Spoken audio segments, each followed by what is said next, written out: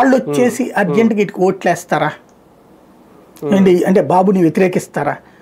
అంటే నిరుద్యోగ భృతి అనే ఒక కీలకమైన హామీ ఉంది కదా సార్ ఇక్కడ, దాన్ని ఇంకా నెరవేర్చడంలో వీళ్ళు ఇంకా ఒక స్టెప్ కూడా తీసుకోలేదు. ఎవరు పట్టించుకుంటారండి? నిరుద్యోగుల భృతి ఇచ్చినందుకు ఏమన్నా చంద్రబాబు గెలిచాడా?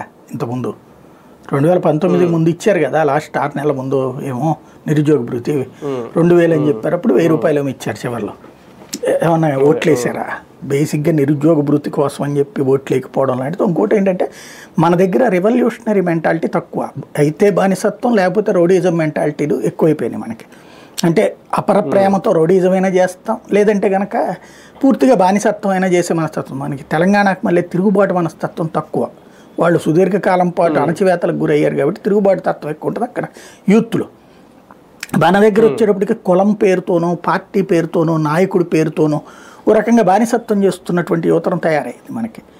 ఆ తిరుగుబాటు మనస్తత్వంలో లేదు మన దగ్గర. అంటే నువ్వు ఏ పార్టీ తరపున ఉన్నా సరే సొసైటీకి సంబంధించిన దాంట్లో రివోల్ట్ అవ్వాలనేటటువంటి మెంటాలిటీ మన దగ్గర ఏం లేదు.